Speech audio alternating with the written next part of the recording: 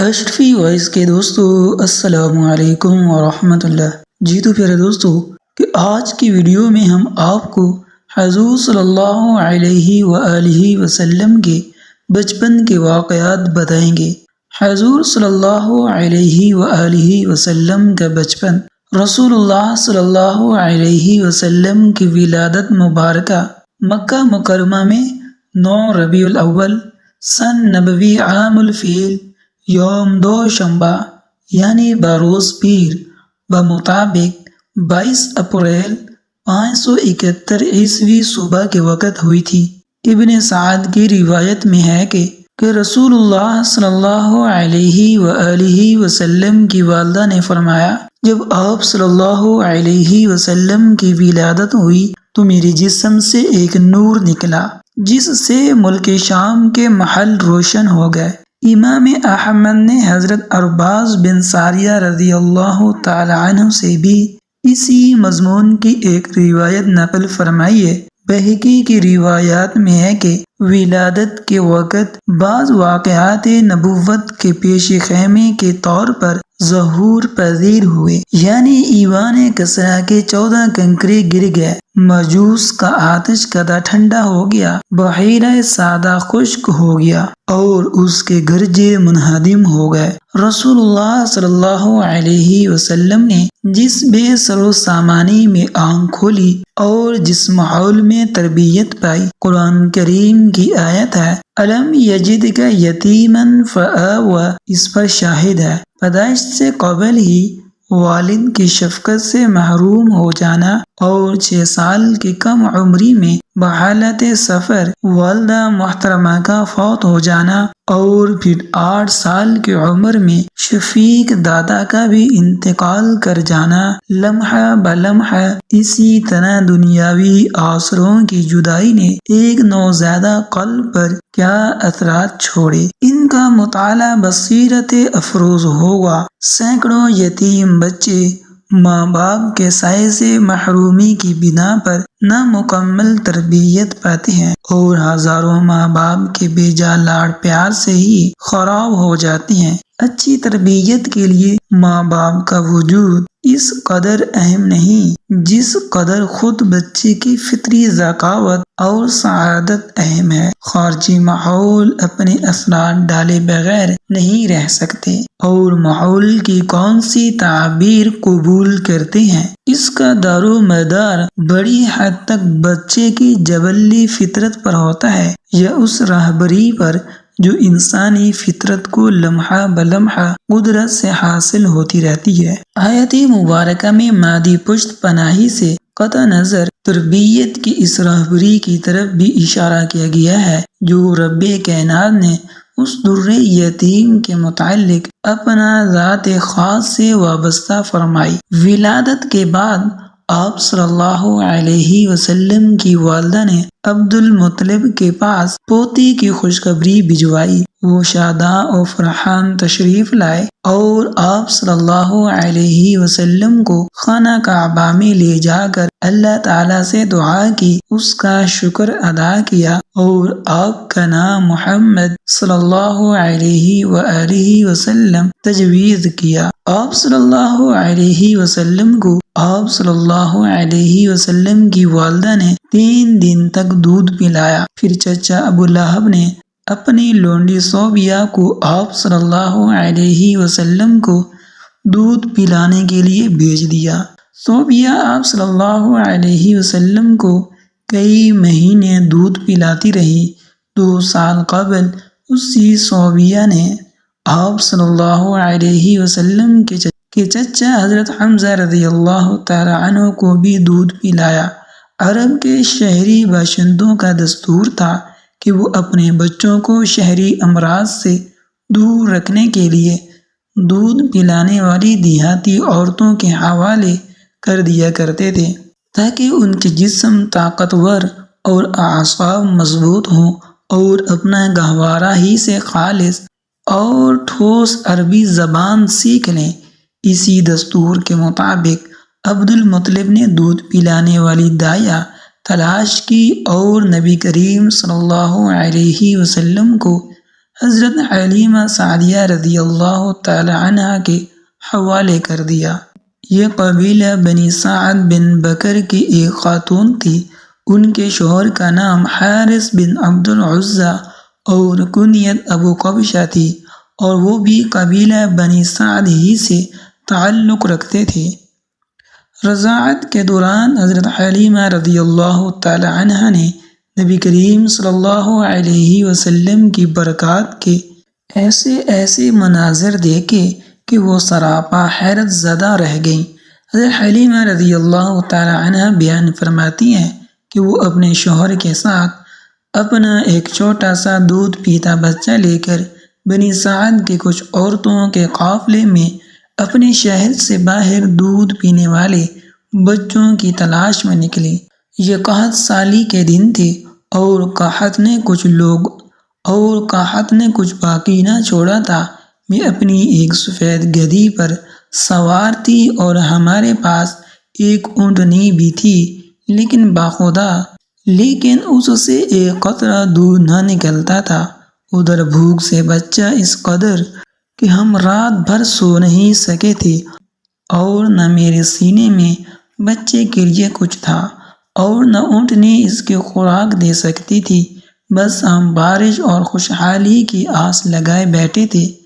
میں اپنی گدھی پر سوار ہو کر چلی تو وہ کمزوری اور دبلے پن کے سبب اتنی سست رفتار نکلی کہ پورا قافلہ تنگ آ گیا۔ خیر، کسی نہ کسی طرح دودھ پینے والے بچوں کی تلاش میں مکہ پہنچ گئے۔ پھر ہم میں سے کوئی عورت ایسی نہ تھی جس پر رسول اللہ صلی اللہ علیہ وسلم کو پیش نہ کیا گیا ہو، مگر جب اسے بتایا جاتا کہ آپ صلی اللہ علیہ وسلم یتیم ہیں تو وہ آپ صلی اللہ علیہ وسلم کو لینے سے انکار کر دیتی، کیونکہ ہم بچے کی والدہ سے داد و انعام کی امید رکھتے تھے۔ ہم کہتے تھے یہ تو یتیم ہے، بھلا اس کی بیوہ ماں اور اس کے دادا کیا دے سکتے ہیں۔ بس یہی وجہ تھی کہ ہم آپ کو لینا نہیں چاہتے تھے۔ ادھر جتنی عورتیں میرے ہمراہ آئی تھیں، سب کو کوئی نہ کوئی بچہ مل گیا، صرف مجھ ہی کو نہ مل سکا۔ جب واپسی کی باری آئی تو میں نے اپنے شوہر سے کہا، اللہ کی قسم مجھے اچھا نہیں لگتا کہ میری تمام سہیلیاں تو بچہ لے کر جائیں اور تنہا میں کوئی بچہ لیے بغیر واپس جاؤں۔ میں جا کر اسی یتیم بچے کو لے لیتی ہوں۔ شوہر نے کہا، کوئی حرج نہیں، ممکن ہے اللہ تعالیٰ اسی میں ہمارے لیے برکت دے۔ اور اس کے بعد میں نے جا کر بچہ لے لیا، اور محض اسی بنا پر لیا کہ کوئی اور بچہ نہ مل سکا تھا۔ حضرت حلیمہ رضی اللہ تعالی عنہ فرماتی ہیں کہ جب میں بچے کو لے کر اپنے ڈیرے پر واپس آئی اور اسے اپنی آغوش میں رکھا تو اس نے جس قدر چاہا دودھ پیا، اور اس کے ساتھ اس کے دودھ شریک بھائی نے بھی شکم سیر ہو کر دودھ پیا۔ پھر دونوں سو گئے، حالانکہ اس سے پہلے ہم اپنے بچے کے ساتھ سو نہیں سکتے تھے۔ ادھر میرے شوہر اونٹنی دھونے گئے تو دیکھا کہ اس کے تھن دودھ سے لبریز ہیں۔ انہوں نے اتنا دودھ دوہا کہ ہم دونوں نے نہایت آسودہ ہو کر پیا اور بڑے آرام سے رات گزاری۔ صبح ہوئی تو میرے شوہر نے کہا، حلیمہ، اللہ کی قسم تم نے ایک بابرکت روح حاصل کی ہے۔ میں نے کہا، مجھے بھی یہی توقع ہے۔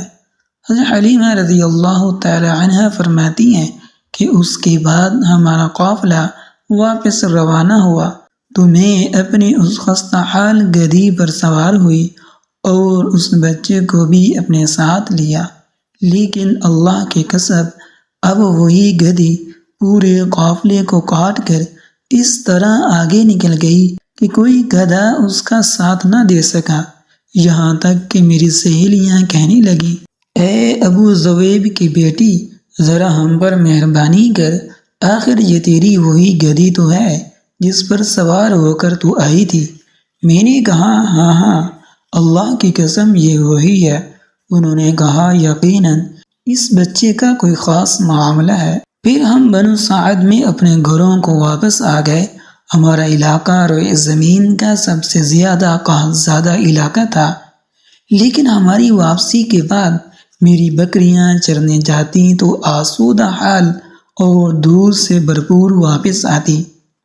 ہم دودھ دوہتے اور پیتے، جبکہ کسی انسان کو دودھ کا ایک قطرہ بھی نصیب نہ ہوتا، اور ان کے جانوروں کے تھنوں میں دودھ سرے سے رہا ہی نہیں تھا کہ آنے کے بعد سے حلیمہ رضی اللہ تعالی عنہ فرماتی ہیں کہ اس بچے کے آنے کے بعد سے ہم اللہ تعالیٰ کی طرف سے مسلسل اضافے اور خیر کا مشاہدہ کرتے رہے۔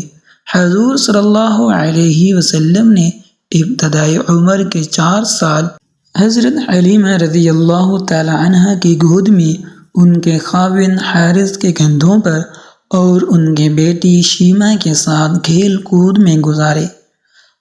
آپ صلی اللہ علیہ وسلم حلیمہ رضی اللہ تعالی عنہ کی بکریوں کے بچوں کے ساتھ کھیلتے اور بڑے ہونے کے بعد شیمہ کے ساتھ انہیں جنگل سے واپس لے آتے۔ اہل عرب میں بنو حوازن اور خصوصاً بنو سعد کی زبان فصاحت میں مشہور تھی۔ آمنہ کے لال نے اسی فضا میں باتیں کرنا سیکھا۔ حلیمہ رضی اللہ تعالی عنہ کے گھر سے حضور صلی اللہ علیہ وسلم جب واپس اپنی والدہ کے گھر لوٹے تو کنیز برقع لیے پھرتی تھی۔ اسے حضور صلی اللہ علیہ وسلم سے بے حد محبت تھی۔ والدہ محترمہ خاوند کی جدائی میں مغموم و سوگوار رہتی تھی۔ آپ صلی اللہ علیہ وسلم جب 6 سال کے ہوئے تو حضرت آمنہ رضی اللہ تعالی عنہ کا ارادہ ہوا کہ وہ اپنے متوفی شوہر کی یاد وفا میں یثرب یعنی مدینہ منورہ کا پرانا نام ہے جا کر ان کے قبر کی زیارت کریں۔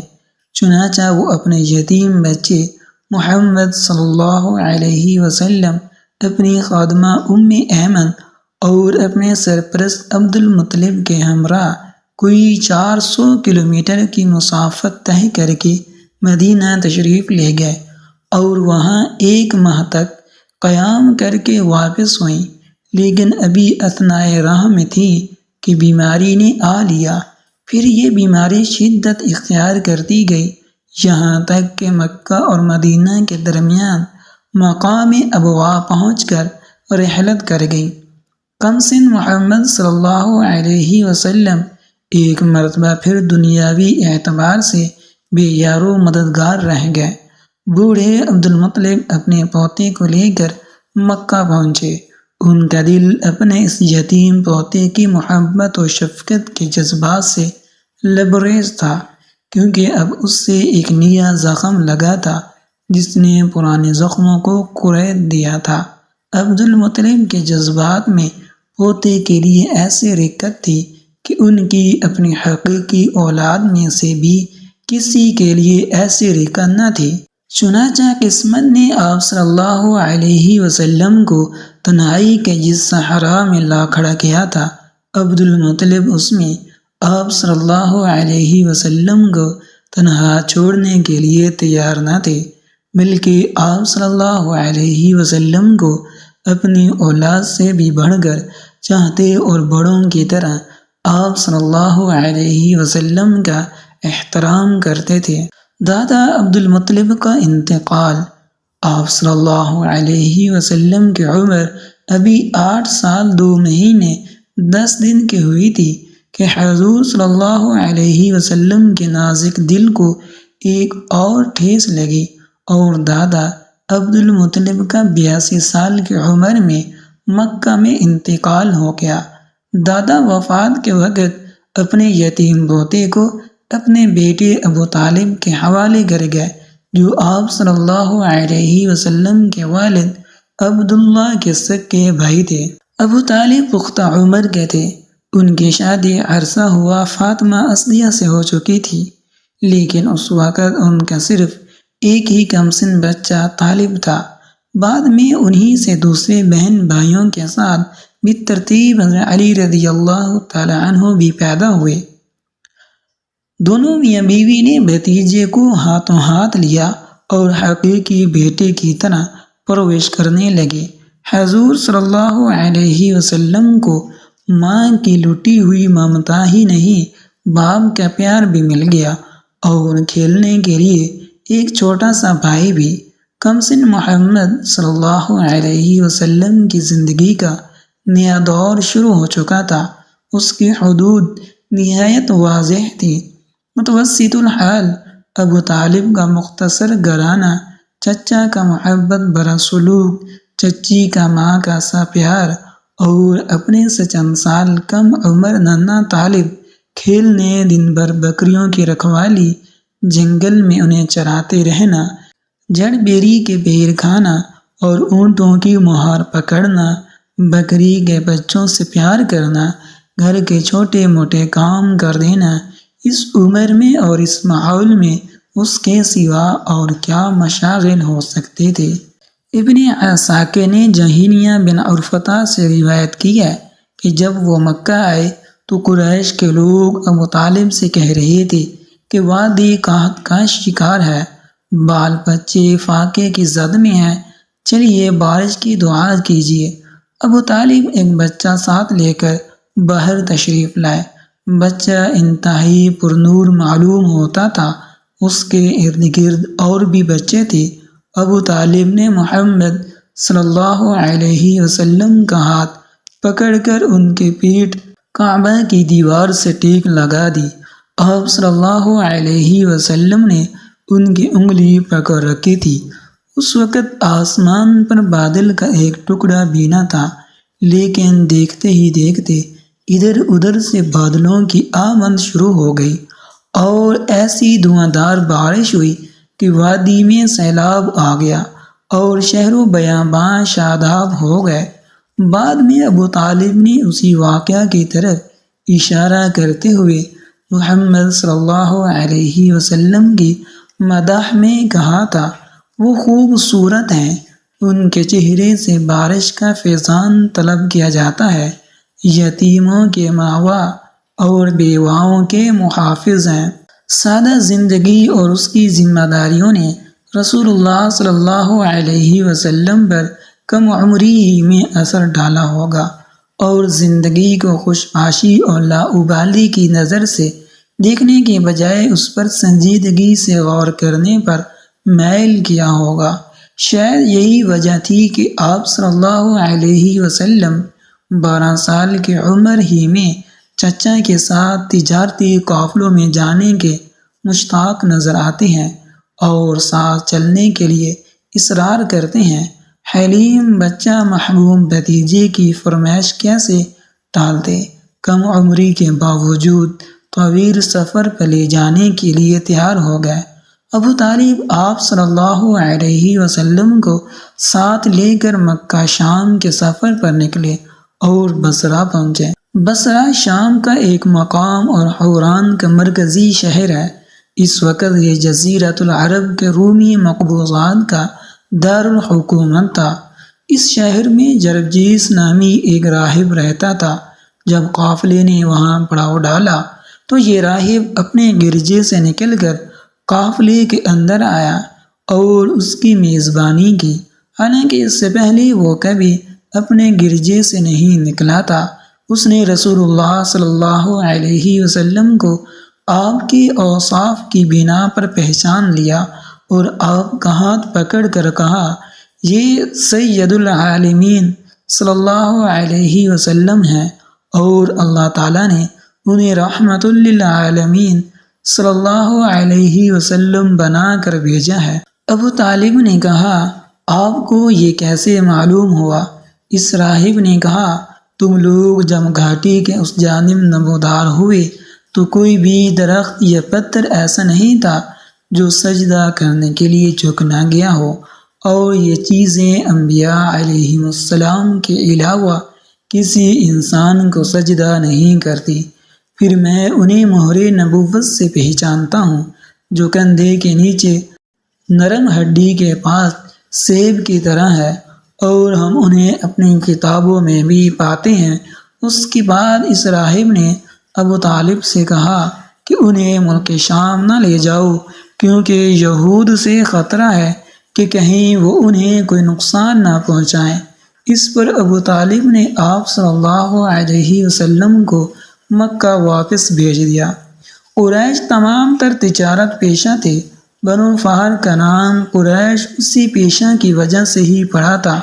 قریش کا ہر گھر تجارت میں مصروف تھا۔ مقامی پیداوار برآمد کرنا اور اس کے معاوضے میں غلہ کپڑا، برتن، اسلحہ، سونا، چاندی وغیرہ درآمد کرنا ان کا محبوب مشغلہ تھا۔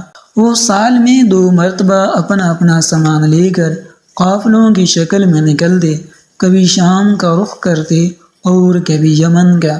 اپنا سامان بیچتے، ضرورت کی چیزیں خریدتے اور 2-3 ماہ کے عرصے میں گھروں کو واپس لوٹ آتے۔ دنیا کے نشیب و فراز سے واقف ہونے کا اس سے بہتر کوئی ذریعہ نہ تھا۔ آپ صلی اللہ علیہ وسلم نے 9 عمری ہی میں اس میں شرکت فرمائی۔ جنگ فجار۔ آپ صلی اللہ علیہ وسلم جب 15 سال کے تھے، قریش اور بنو حوازن میں جنگ چھڑ گئی، جس کا آغاز بنو کنانہ اور بنو حوازن کے ایک جھگڑے سے ہوا۔ عقاقہ کے بازار میں ماہ حرام میں بنو کنانہ کے ایک شخص البراز نے بنو حوازن کے ایک شخص کو قتل کر دیا۔ بنو حوازن بنو کنانہ پر حملہ آور ہوئے۔ بنو کنانہ نے اپنے حلیف قریش کو مدد کے لیے پکارا۔ قریش بنو کنانہ کی مدد کے لیے پہنچے تو بنو حوازن نے قریش کو مار بھگایا اور خانہ کعبہ تک ان کا پیچھا کیا۔ قریش کے تمام گھرانوں کے اکابر اس جنگ میں شریک تھے۔ بنی مخزوم ہشام بن مغیرہ کی سرکردگی میں اور آل ہاشم زبیر بن عبد المطلب کی ماتحتی میں لڑ رہے تھے۔ قریش اور کنانہ کا سالانہ حرب بن امیہ بن عبد الشمس تھا۔ حضور صلی اللہ علیہ وسلم کے تمام چچا زبیر، عباس، حمزہ رضی اللہ تعالی عنہم، ابو طالب اس جنگ میں حصہ لے رہے تھے اور آپ صلی اللہ علیہ وسلم خود بھی موجود تھے۔ لیکن آپ کا عملی حصہ کیا تھا؟ خود فرماتے ہیں کہ میں اپنے چچاؤں کو وہ تیر دیتا جاتا تھا جو دشمنوں کی جانب سے آتے تھے۔ آپ صلی اللہ علیہ وسلم کا جنگ میں عملی حصہ لینے کا موقع اس وقت آیا جب حرب فجار کے تباہ کن اثرات دیکھ کر عمائدین مکہ نے جنگ حلف الفضول کی بنیاد ڈالی۔ ہاشم، زہرا اور تیم کے خاندان عبداللہ بن جدعان کے گھر جمع ہوئے جو سب سے معمر تھے۔ زبیر بن عبد المطلب رسول اللہ صلی اللہ علیہ وسلم کے چچا کی تحریک پر سب نے مل کر معاہدہ کیا کہ ہم میں سے ہر شخص مظلوم کی حمایت کرے گا اور مکہ میں کسی ظالم کا ظلم برداشت نہیں کیا جائے گا۔ آپ صلی اللہ علیہ وسلم اپنی کم عمری کے باوجود اس معاہدے میں پیش تھے اور بعد میں حضور اکرم صلی اللہ علیہ وسلم فرمایا کرتے تھے کہ میں عبداللہ بن جدعان کے مقام پر ایک ایسے معاہدے میں شریک تھا کہ مجھے اس کے عوض سرخ اونٹ بھی پسند نہیں، اور اگر دور اسلام میں اس عہد و پیمان کے لیے مجھے بلایا جاتا تو میں لبیک کہتا۔ اس معاہدے کی روح عصبیت کے تہہ سے اٹھنے والی جاہلی حمیت کے منافی تھی۔ اس معاہدے کا سبب یہ بتایا جاتا ہے کہ زبید کا ایک آدمی سامان لے کر مکہ آیا اور عاص بن وائل نے اس سے سامان خریدا لیکن اس کا حق روک لیا۔ اس نے حلیف قبائل سے مدد کی درخواست کی لیکن کسی نے توجہ نہ دی۔ اس کے بعد اس نے ابو قبیس پہاڑ پر چڑھ کر بلند آواز سے چند اشعار پڑھے جن میں اپنے داستان مظلومیت بیان کی۔ اس پر زبیر بن عبد المطلب نے کہا، یہ شخص بے یار و مددگار کیوں ہے؟ ان کی کوشش سے اس معاہدے کے لیے قبائل جمع ہو گئے اور پہلے معاہدہ کیا۔ اس کے بعد عاص بن وائل سے اس زبیدی کا حق دلایا۔ تو پھر دوستو، امید ہے کہ یہ مختصر سی ویڈیو آپ کو پسند آئی ہوگی۔ اگر پسند آئے تو لائک کر دیں اور ایک اچھا سا کمنٹ کر دیں، اور اگر آپ نے ابھی تک ہمارے چینل کو سبسکرائب نہیں کیا تو ہمارے چینل کو سبسکرائب کر دیں اور بیل آئیکن کو بھی پریس کر دیں تاکہ آپ کو اس طرح کی اسلامی اور معلوماتی ویڈیو بر وقت مل سکیں۔